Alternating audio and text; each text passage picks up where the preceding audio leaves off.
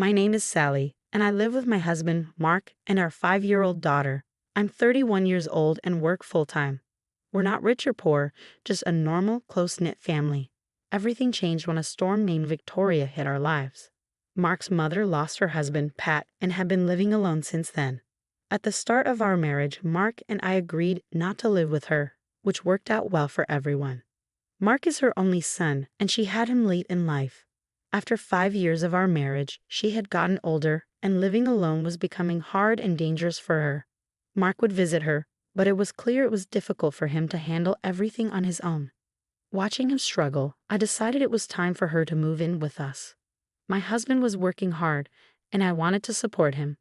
So I gathered my courage and told him about my decision. He was surprised and unsure at first, and honestly, so was I. But I knew we needed to do something. I told him I wouldn't be able to do much since I still had to take care of our daughter, the house chores, and my job.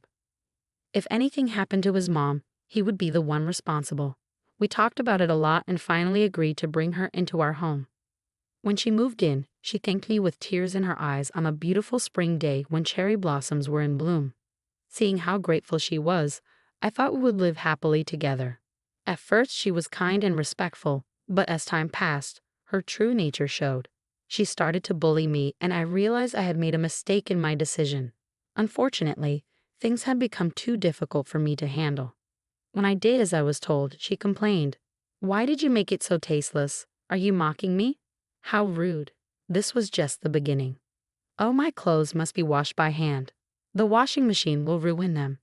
They're all high quality," she said. When I suggested taking them to the dry cleaner, she responded, "What a waste of money. You're living off my son's income. You should think more about saving." She could have easily paid for the dry cleaning herself, but she didn't seem to care. I realized she was just trying to harass me, especially since she smirked the whole time. But that was only the beginning. Things got worse. "Sally, do you wear makeup? It doesn't seem to help much," she said. "You're plain to start with. My granddaughter is lucky she takes after my son, who looks like me. She has a bright future." She would wake up at 4 a.m. to put on makeup for over 2 hours. Afterward, she looked completely different. I could respect her desire to stay beautiful, but her foundation was too light for her skin, making her look like a geisha, and her cheeks were oddly red. On top of that, I struggled to clean her bright red lipstick off the cups. Even though I knew it was rude to criticize someone's appearance, I stayed quiet. What really upset me was when she threw away my precious makeup set. When I got home from work, the whole thing was gone. I asked her why she had thrown it away. She sneered at me, saying, "I've told you before, that makeup doesn't work on your ugly face. Don't waste money on useless things. Save it. From now on, no more makeup. Aren't I so caring for this family? You better appreciate me." If I could, I would have screamed in the mountains, letting my never echo back at her. But I wasn't in the mountains, and she only bullied me when we were alone. When Mark was at work and our daughter was in preschool, I hesitated to complain to Mark about his mother, but I still wanted him to know what was happening. After much thought, I gently expressed my dissatisfaction, but it didn't help. "I'll talk to her," he said, but when he did, she denied everything in tears, even claiming I was trying to frame her. Mark was confused and didn't know what to do, and I could only roll my eyes in frustration. If she wouldn't admit to her actions, I needed a plan. I decided to secretly record our interactions and show them to Mark. While I was figuring out where to hide a camera, her bullying escalated. She had moved in during spring, and after a hot summer and autumn, winter arrived. One day, Mark was away on a business trip, and our daughter was staying with my parents.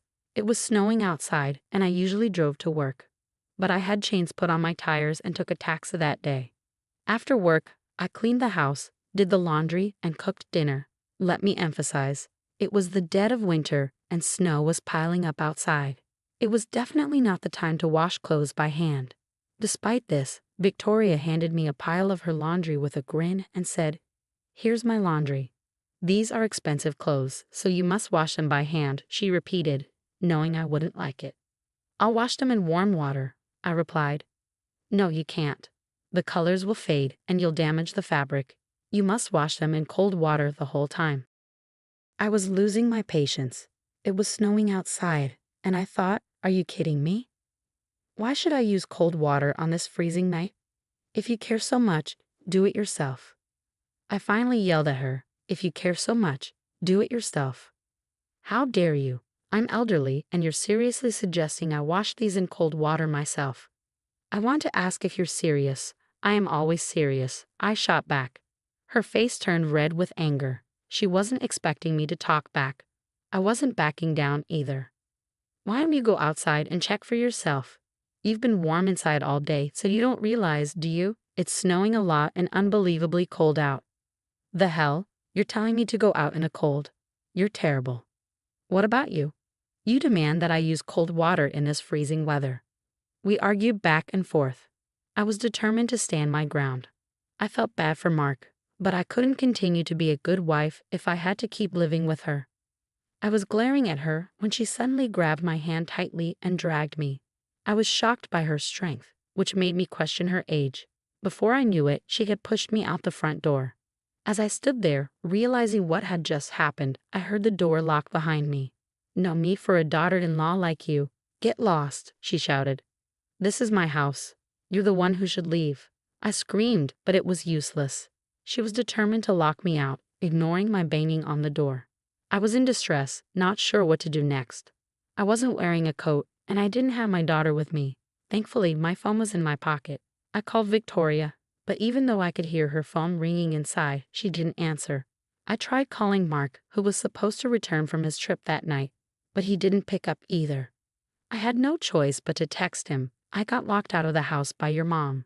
I'll get hypothermia in the snow. I'll wait for you at a diner nearby." With that, I started walking in the snow. I thought about calling 911, but I didn't want to make a big scene. I was sure Victoria would make up some excuse to make me look bad. It seemed better to just wait at a diner. I wrapped my arms around my freezing body, my breath forming clouds in the cold air. The snow kept falling, piling up on the ground. There were no cars or bikes passing by. It was nighttime, and the streets were empty. I kept moving forward through the quiet darkness. When I finally reached the diner, I couldn't believe my eyes.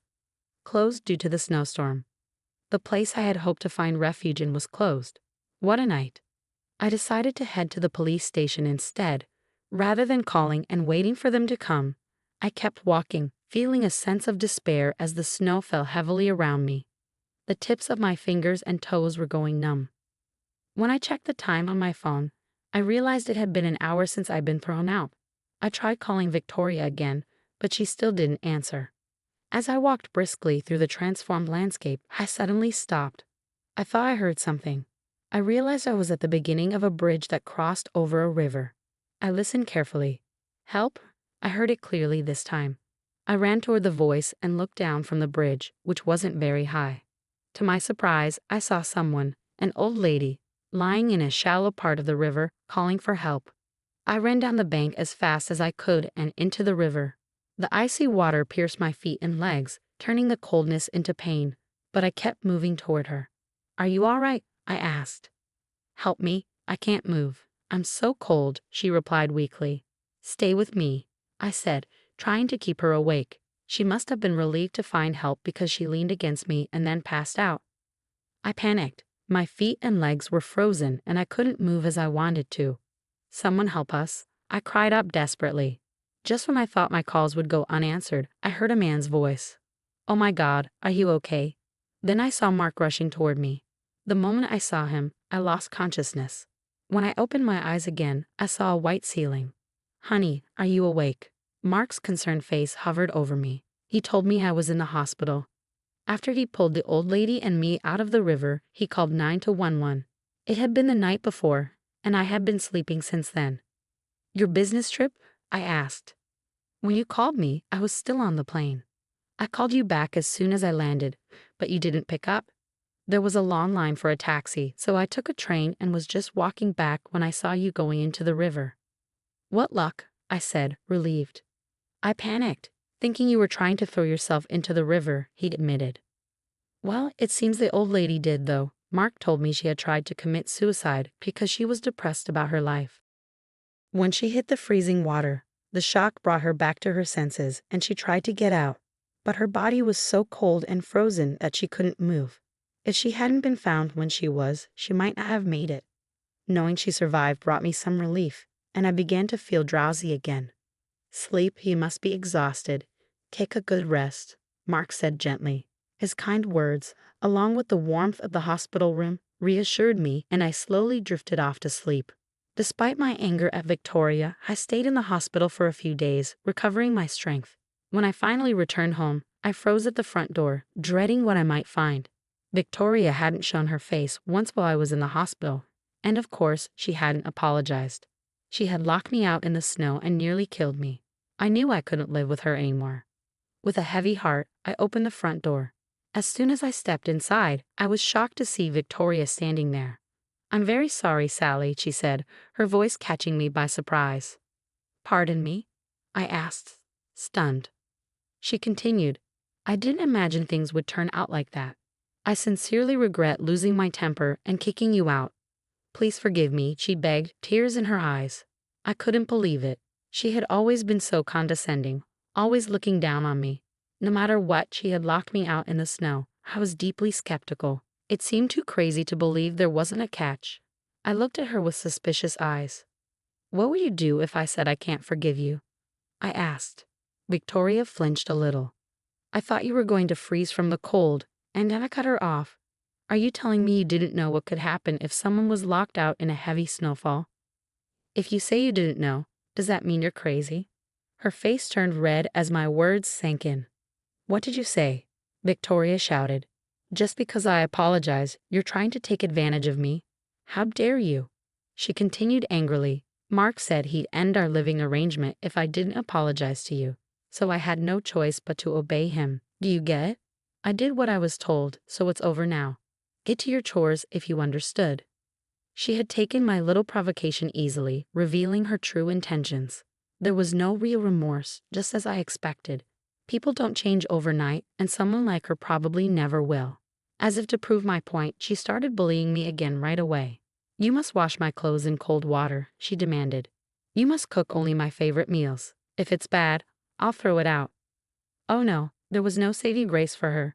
I sighed loudly and turned my face away, thinking, "Honey, what should I do now?" Just then, Mark appeared, standing a short distance away, just out of Victoria's sight. He had been there since the beginning, listening. "Mark, what about your work?" Victoria asked, surprised to see him. "I took the day off to be with Sally," he replied. "Anyway, you're not sorry at all, are you?" "Oh, no. That was just a joke, of course." Victoria tried to cover up her behavior, but it was clear she didn't mean it. "If it was a joke, it wasn't funny at all," Mark said sternly. "I told you to be deeply remorseful for what you did, apologize to her, and never do anything like that again." "I did apologize, didn't I?" Victoria snapped back, trying to defend herself. "It was just a little joke." "It was a very bad joke," Mark responded, clearly not amused. I had told Mark to stay back and observe, knowing Victoria would reveal her true self.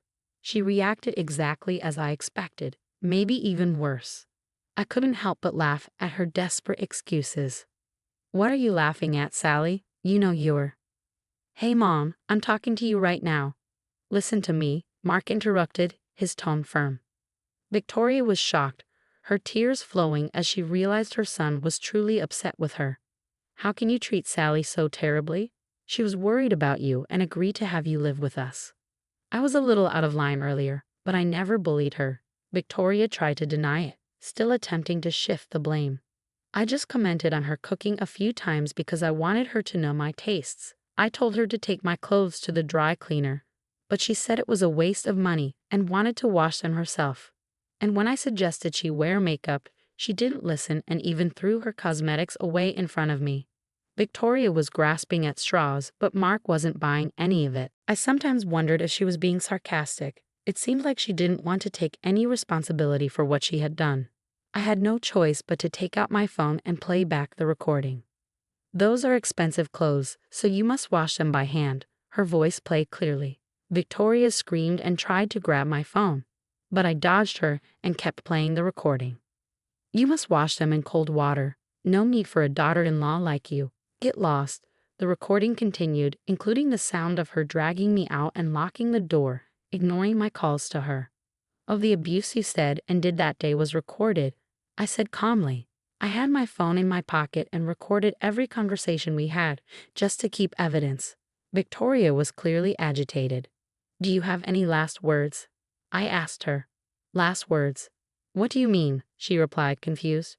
This is the end, I said firmly. You trampled on my kindness. I want you out of the house. No more contact. You can live alone. You still have the money from selling your house and your pension. You'll be fine without my support. Wait a minute, Mark. Are you going to throw me out? Are you betraying your only parent? She pleaded. You betrayed me, Mark responded, his anger clear. Victoria was speechless, slumping her shoulders in defeat. The silence was broken only by the sound of melting snow falling from the roof. Everything happened quickly after that. Mark and I packed up Victoria's belongings while she sat there, doing nothing. Her hometown was 2 hours away by car, where she had some relatives, though I doubted they would pay much attention to her now. She had no friends, as she never went out when she lived with us. I guess she had too much time on her hands, which she used to bully me. But none of that mattered anymore. Bye-bye, Grandma. Our daughter waved as Victoria left. Victoria finally started to cry when she saw her lovely granddaughter smiling at her. The taxi drove off, leaving her behind. I felt nothing, just relief. Days and months passed. Victoria was living alone and lonely. Sometimes she called to let us know she was okay, but as I promised, we never met or spoke with her again. She continued to live alone and lonely. The cost of destroying our happiness was high, but I finally found peace of mind after Victoria left. Now I'm enjoying a quiet moment while serving a surprise visitor. The sound of the washing machine spinning is calming. My guest is the elderly woman I saved on that snowy day. After living alone for a while, she became depressed, but the icy river water made her want to live a little longer. She told me that my son had invited her to move in with his family, which was great news. She decided instead to move closer to them, as she didn't want to be a burden. She shared, "My son lives far away, and I haven't seen him much. Since my husband passed away, I've been alone and thought nothing good would come from leaving. But now I know it doesn't have to be that way. I'm very happy to hear that. As long as I'm alive, I'll keep going. I'm so grateful to you for rescuing me that day." We smiled at each other, knowing that the old lady had endured a long and lonely life but found happiness again. Victoria had disrupted her own family life, and there are many ways to spend retirement. Everyone's path is different, but your attitude can make it either happy or unhappy. Looking at the two elderly women, I get a sense of what I want my future to be like. I remind myself to live in a way that keeps my life peaceful and happy, both now and in retirement.